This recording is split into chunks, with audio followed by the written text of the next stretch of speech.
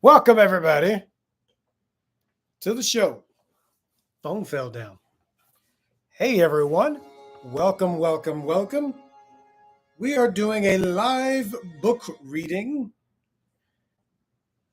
and we are going to be joined by one of the most famous books that you've never heard of.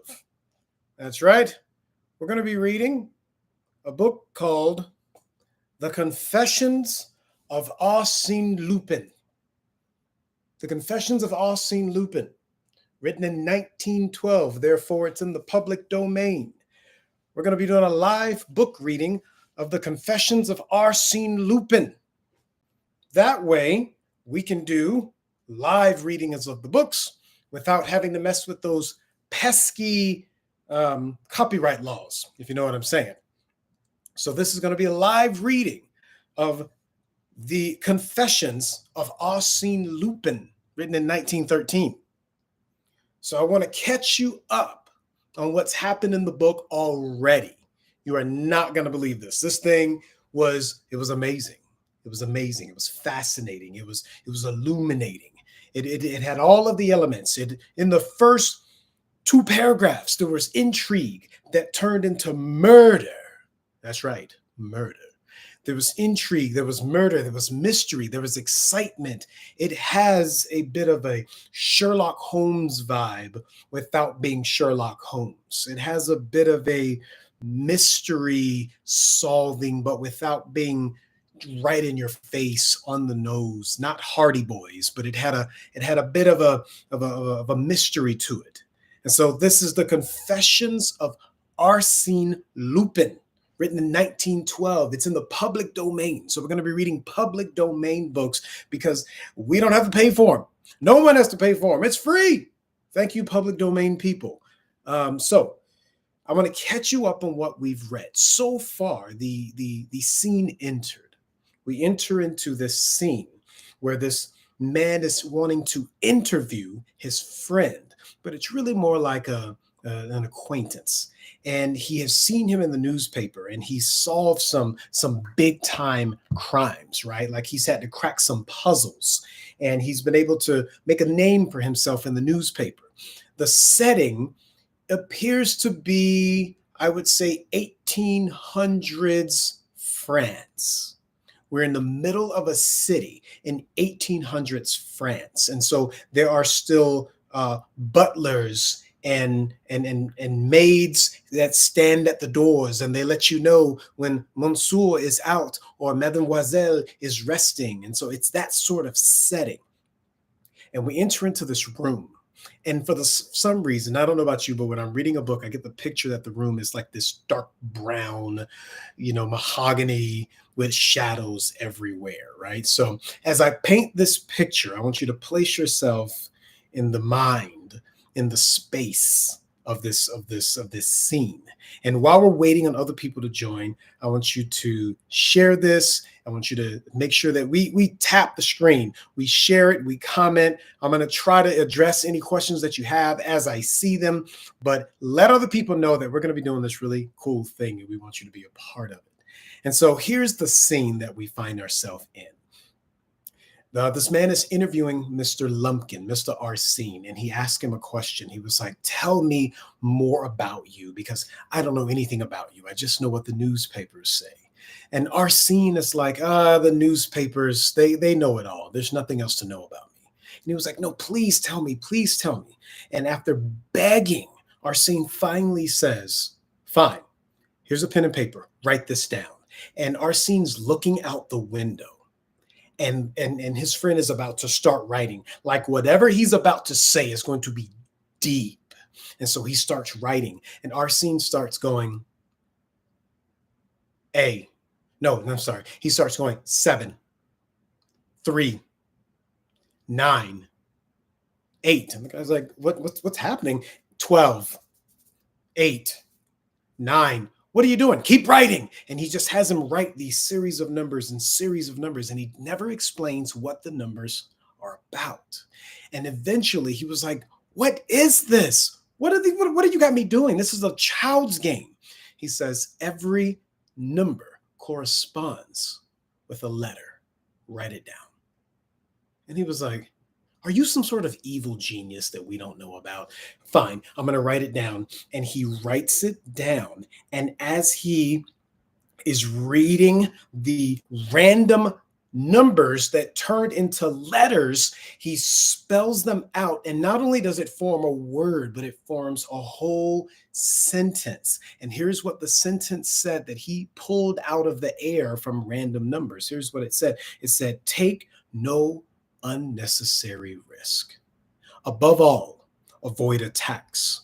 Approach enemy with great prudence and that's all it said. And he was like, and what? And what? And what does this even mean? I thought you were telling me about you. And he was like, we have to go. We have to go right now. What is going on? And so he rushes with his friend down the street and he's looking left and he's looking right. And he stops and he walks into this room and he says, ma'am, is the mister of the house here? And he says, yes, but he's sick. His doctor has had him in his room for hours. He's sick. You can't go up there. And he was like, I'm going up. And he burst up the stairs. And of course, he pulls out a tool because why wouldn't he have a random lock picking tool? And he picks open the door. And there he finds an old man laying in his bed, bleeding to death, if not already dead. And he has puncture wounds in his neck and in his arm from where the doctor who just stormed out pricked him in the neck, pricked him in the arm, and let him bleed to death right there in his own bed. Are you kidding me? Are you kidding me? That's how this book starts off. It starts off with the man bleeding to death in his home because his doctor murdered him in broad daylight. But what were the flashes of light? The flashes of light where they found a pocket watch, where the man was flashing light through the window, sending this message. Crazy. Crazy. But it doesn't stop there. The message was never even meant for Lumpkin. This man doesn't know Lumpkin. Lumpkin doesn't know this man. This message was meant for someone else. So Lumpkin looks out the window. Remember this Sherlock Holmes vibe, right? Lumpkin looks out the window and he sees an opened window across the street. And he goes downstairs, runs over to that flat, bangs on the door and says, is the man of the house, is he home? And the person says, no, he just ran out. Where did he go? He ran down the street screaming he has to go to the police. And Lumpkin knew the message was never meant for him. It was meant for the man across the street, as the man who was murdered uses his pocket watch to signal flashes of light in numbers that meant letters to his friend to warn him to go get the cops. And Lumpkin just happened to see the message and picked up on what it meant. But the man didn't live long enough to finish the message. But here's the kicker. Whatever the rest of the message was, the man who received it didn't need to hear anymore. He didn't need to hear anymore. He knew that something was wrong and he went running down the street so he could make it to the police station. Crazy. That's how this book started out. That's how this book kicks off. And it just gets wilder from there. One more thing to recap as we are talking about the Confessions of Arsene Lumpkin before we get into tonight's reading. One more thing. The man who is now dead, he works for a very important man whose name is the Baron. He works for the Baron. And the Baron is obviously a baron. He's wealthy. He's educated. He's well liked. He's rich. And I guess that's the same as wealthy. And so he is the employer of this person. He handles his real estate. Well, the Baron has his own drama.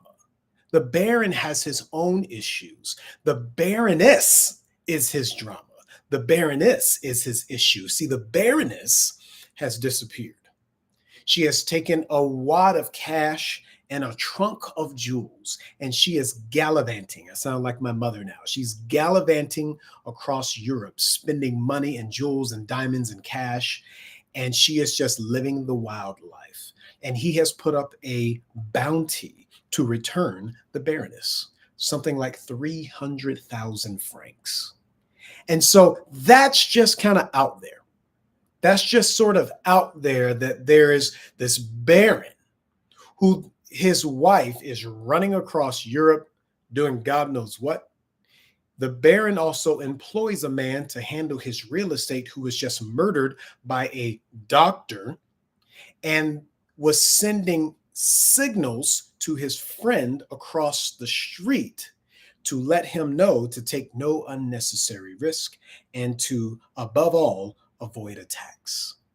The friend went running to the cops. Lumpkin intercepted the message, sees the dead man, knows that that's the house, knows that this man works for the Baroness, the Baron, and then he goes to the Baron's house and says, "Mr. Baron, I have news that you're going to want to hear."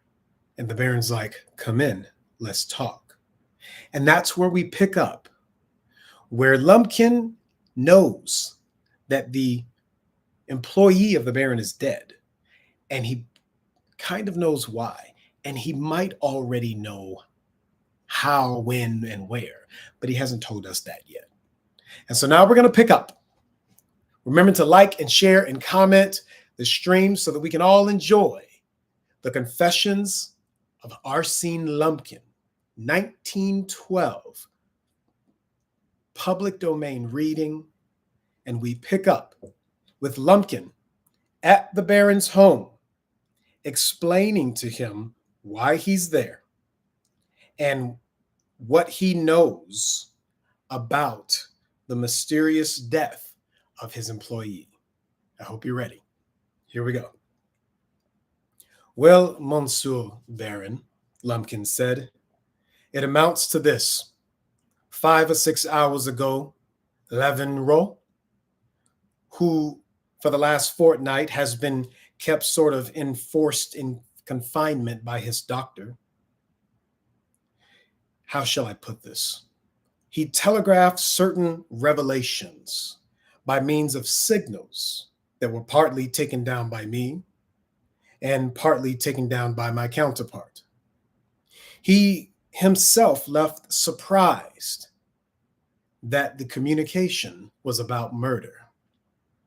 But by whom? By whom? You must tell me." "By his doctor." "Who is this doctor?" "I don't know, but one of Mr. Lavenroux's friends, an Englishman called Hargrove. The friend, in fact, who he was communicating with, is bound to know, and also bound to know the exact and complete meaning of the communication. Because without waiting for the end, he jumped in a motor cab and drove to the prefecture of the police." "Why? Why? What is the result of this step?" "The result, Monsieur le Baron, is that your house is surrounded. There are 12 detectives under your window. The moment the sun rises, they will enter in the name of the law and they will arrest the criminal." "Then are you saying that Lavenroux's murderer is concealed in my house?" "Who is he? One of the servants? But no, for you were speaking of a doctor." "I would remark, Monsieur le Baron, that when Mr. Hargrove went to the police to tell them of the revelations made by his friend Lavenroux, he was not aware that his friend was going to be murdered. The step taken by Mr. Hargrove has something to do with something else." "With what?" "I would remark, with the disappearance of Madame la Baronne, of which he knew the secret, and thanks to the communication made by Lavenroux." "What? They know at last? They have found the Baroness? Where is she? And where are the jewels? And the money that she robbed of me?" Baron Respin was taken into a great state of excitement. He rose and almost shouted at Lumpkin, "Finish your story, sir. I cannot endure this suspense." Lumpkin continued, but in a slow, hesitating voice. "The fact is, you see, it is rather difficult to explain. For you and I are looking at things from a totally different point of view." "I don't understand." "And yet you ought to understand, Monsieur le Baron. We begin by saying, and I'm quoting the newspapers, by saying we do not that Baroness Respin knew the streets of your business, and that she was able to open up the safe, and that by the credit of the Lyonnaise, she was able to enter into your private security lockup?" "Well, yes, she was." "Well, one evening, about a fortnight ago, while you were at the club, Baroness Respin, whom unknown to yourself, had converted all of your securities into cash, left this house with a traveling bag containing your money and all of the Princesses de Berny's jewels." "Yes, I know." "And since then she has not been seen?" "No." "Well, there is an excellent reason why she has not been seen."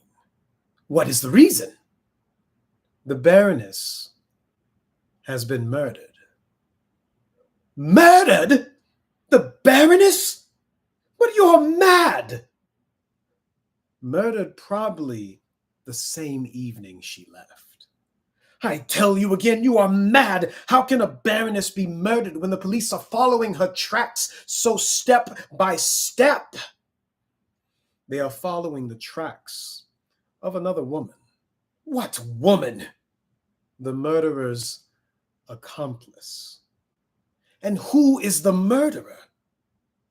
"The same man who, for the last fortnight, knowing that Lavin through the situation which he accompanied this house, had discovered the truth, kept him imprisoned, forced him to silence, threatened him, terrorized him, the same man who, finding Lavin had the act of communicating with a friend and then in cold blood stabbed him in the heart." "The doctor?" "Yes. But who is this doctor? Who is this evil genius, this infernal being which appears and disappears, who slays in the dark that no one seems to suspect?" "Can't you guess?" "No." "And do you want to know?" "Yes." "In this house?" "Yes." "And he's the one the police is after, right?" "Why, yes." "Wait, do I know him?" "Yes." "Well, who is it?" "It is you." "I?" Lumpkin had not been more than 10 minutes with the Baron, and the duel was commencing. The accusation was hurled defiantly, violently, and Lumpkin repeated, "You yourself got up on a false beard and put spectacles. You bent into like an old man. In short, you, Baron Raspin, and it is for a very good reason, of which no one has thought, which is that if not you who contrived the whole plot, the case becomes inexplicable. Whereas taking you as the criminal, as murdering the Baroness in order to get rid of her and run through the millions with another woman, you murdering Lavin, your agent, in order to suppress the unimpeachable witness, it explains the whole case." "Well, it is pretty clear. And somehow you seem not convinced." The Baron, who throughout this conversation had stood bending over his visitor, waiting for each word feverishly, now drew himself and looked at Lumpkin as he undoubtedly had with a madman. When Lumpkin had finished speaking, the Baron stepped back 2 or 3 paces and seemed on to the point of uttering words, which ended not by saying, and then without taking his eyes on the stranger, went to the fireplace and rang the bell. Lumpkin did not make a move. He waited smiling. The butler entered and said, "And you are ready for bed now, sir? I will see this gentleman out. Shall I turn off the lights and leave on the hall light?" "Yes." The Baron left the room, and then after taking a revolver from his desk, he at once came back to Lumpkin, put the weapon in his pocket, and very calmly said, "You must excuse my little precaution, sir. I am obliged to take this in case you should be mad. Though it does not seem likely. No, you are not mad. You came here with an object of which I fail to grasp, but you have sprung upon me an accusation so astounding of character that I am curious to know the reason. I have experienced much disappointment and undergone so much suffering that I am outraged that this leaves even me indifferent. Continue, please." He shook with emotion in his voice, and his sad eyes seemed almost moist with tears. Lumpkin shrugged. "If I'm not leaving, then I must know. Maybe I've made a mistake. What was the surmise of his intuition? How did he come to this suggestion, which was based on such frail groundwork and slight facts? Was he wrong?" His attention caught a detail, though. In the opening of the Baron's waistcoat, which he saw the point of a pin that was fixed in a tie, and he was able to realize the usual length of the pin. Moreover, the gold stem of the triangular form had a sort of a miniature dagger feel to it. Very thin, very delicate, yet formidable in experts' hands. And Lumpkin had no doubt the pin that was attached to a magnificent pearl, that was the weapon which had pierced the heart of Mr. Lavendroe. He muttered, "You're a jolly clever one, Monsieur le Baron." The other, maintaining a rather scornfully gravity, kept silent, as though he didn't understand, but he was waiting for the explanation, because he felt like he was entitled to one. And in spite of everything, this impassive attitude worried Arsene Lumpkin. Nevertheless, his conviction was so profound, and besides, he had staked so much on the adventure that he repeated his cause. "Yes, it is jolly clever, for it is evident that the Baroness only obeyed your orders in realizing your securities, also in your borrowing of the princess's jewels, were so you could pretend to buy them. It is evident that the person who walked out of your house with the bag was not your wife, but your accomplice. That chorus girl, probably. That is your thing, isn't it? The chorus girls who look so marvelous. And what does a woman risk, seeing that the Baroness is being looked for? How could they look like any other woman but the Baroness, seeing that you have provided a reward of 200,000 francs for the person that finds her, seeing that you have promised lodges, seeing that you have put so much up for solicitation? What a stroke of genius. It has dazzled the police. It has thrown the dust in our eyes of even the most clear-sighted. A gentleman who lodges 200,000 francs with a solicitor is a gentleman who speaks the truth. And so they must go hunting for the Baroness. And they leave you quietly to settle your affairs, to sell your stud, your 2 houses to the highest bidders, and prepare your flight. Oh, heavens, what a joke. The Baron did not wince. He walked up to Lumpkin and he asked without abandoning his coolness, "Who are you?" Lumpkin burst out laughing. "What can it matter who I am? I take it as an immeracy of fate, looming out of the darkness for your destruction." He sprang from his chair, seized the Baron by the shoulder, and jerked him. "Yes, for your destruction, my bold Baron. Listen to me. Your life is 3 millions, almost all of the princess jewels and the money you receive to this day for the sale of your stud and your real estate. It's all there. It's in your pocket or even in your safe. Your flight is prepared. I see the leather of your wallet bending out, hanging from your billfold. The papers on your desk are in order. They are this very night prepared for your departure. At this very night, this is disguised beyond recognition. After taking all of your precautions, you would have joined your chorus girl, the creature whom you forsaken all and have committed murder. The same Nellie Darball, no doubt, who was arrested in Belgium. But one sudden and unforeseen obstacle: the police. The 12 detectives who, thanks to Lavenro's revelation, have been posted under your window. They have cooked your goose, old chap. Well, I'll save you. A word through the telephone, and at 2 or 4 o'clock in the morning, 20 of my friends will have removed this obstacle. They'll polish off these 12 detectives, and you will slip away very quietly. My conditions?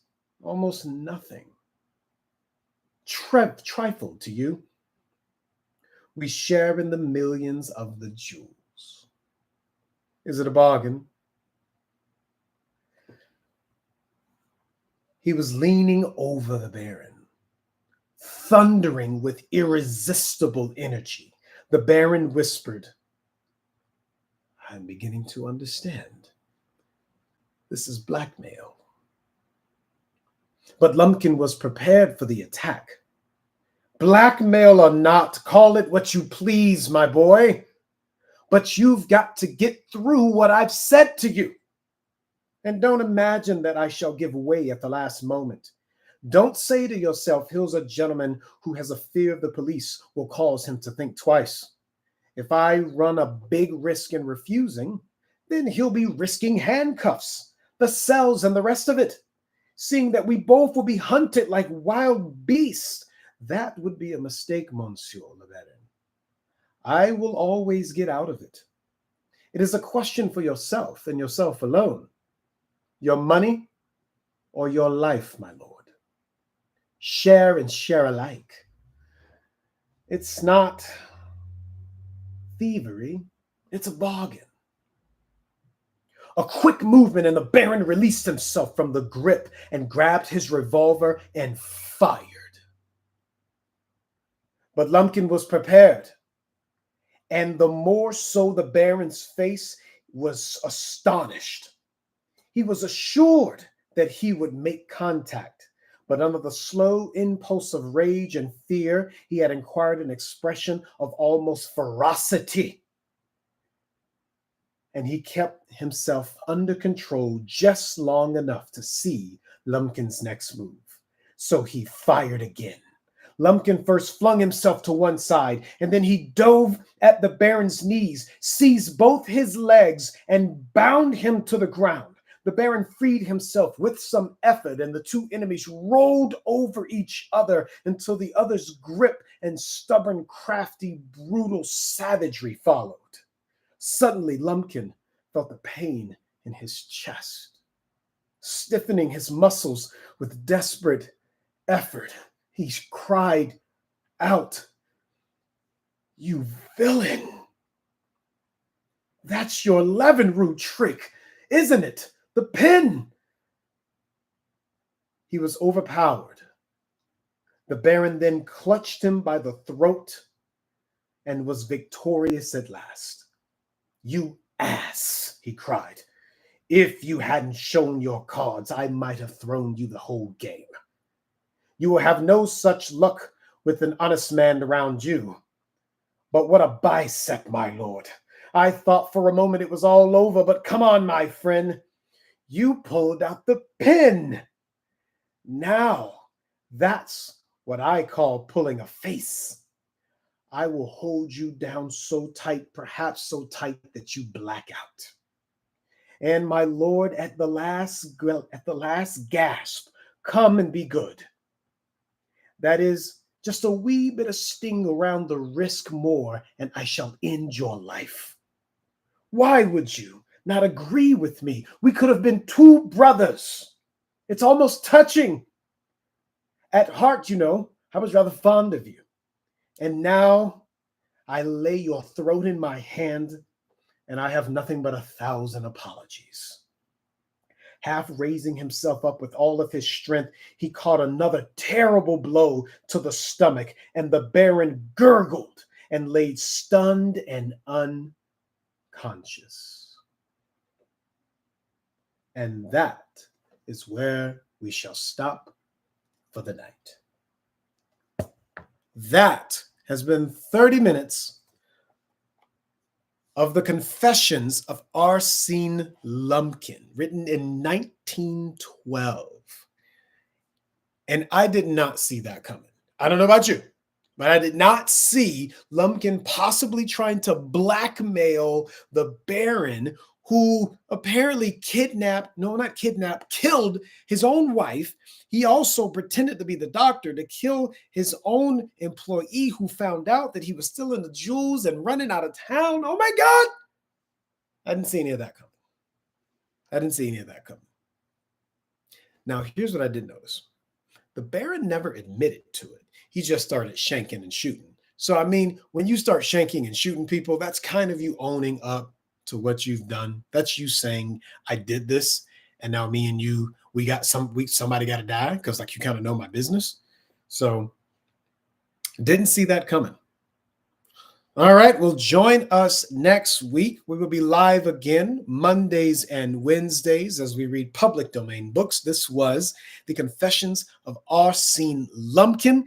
It is a crazy book. So far, there's been one, possibly two people murdered. So far, there may be 12 police hiding outside a man's house to arrest him at sunrise. So far, someone has been stabbed in the heart and shot at twice. This book is nuts. This book is bonkers. So, join us next time to see what happens. We're going to get through The Confessions of Arsene Lupin, and we're going to be taking recommendations on what other books you think we should read.